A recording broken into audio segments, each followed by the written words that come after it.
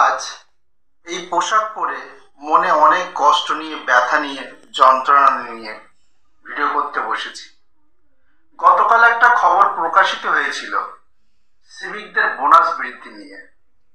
সেই খবরটির নিচে এবং ফেসবুকে এই বোনাস বৃদ্ধির পোস্টের নিচে এক শ্রেণীর মানুষ অনেক কুরুচিকর মন্তব্য করেছেন। গতকাল আমার মিসেস আমাকে দেখায়, যেটা আমাদের প্রত্যেকের কাছে একটা অত্যন্ত অপমানজনক।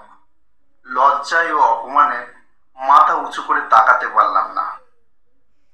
আর্জিকরে যে ঘটনাটি ঘটেছে সেটা সত্যি নিন্দনীয় এবং অত্যন্ত দুঃখজনক। সে বিষয়টি নিয়ে তদন্ত চলছে। সারা দেশ জুড়ে সব শ্রেণীর মানুষের মধ্যে একটা আলোড়ন পড়ে গেছে।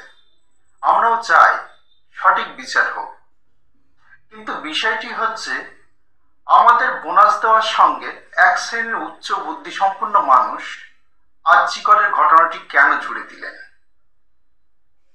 একজনকে দেখে এইভাবে সবাইকে বিচার করবেন না।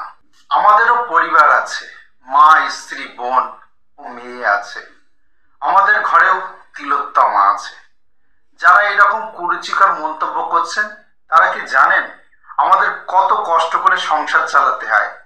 আপনারা কি জানেন আমরা যদি বোনাসটি পাই, আমাদের ঘরের তিলোত্তমাটি পুজোর সময় একটা নতুন পোশাক পাবে, আমাদের ঘরের ছোট্ট শিশুটিও একটি উপহার পাবে, পুজোর কটা দিন না হয় একটু আনন্দ করে কাটাবে?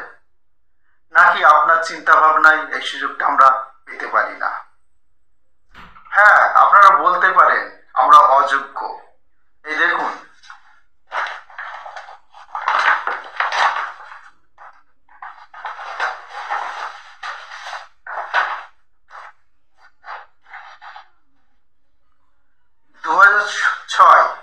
মাধ্যমিক পাশ করেছি। 2008 উচ্চ মাধ্যমিক,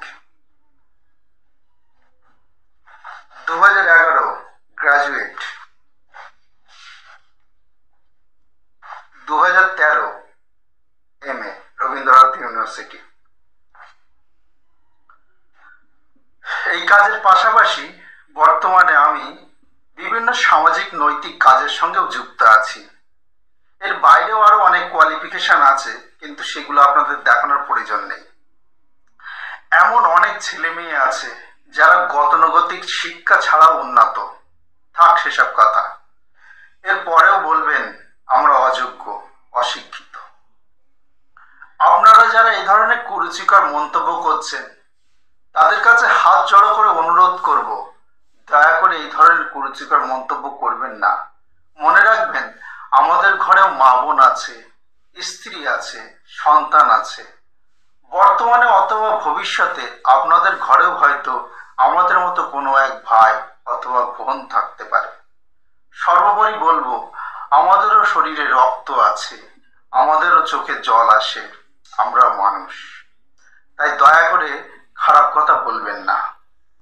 আমার যারা সিভিক বন্ধু আছেন তাদের অনুরোধ করব, এই ভিডিওটি শেয়ার করে সেই সমস্ত মানুষদের কাছে পৌঁছে দিন যাদের মনে আমাদের প্রতি কোনো সঠিক ধারণা নেই।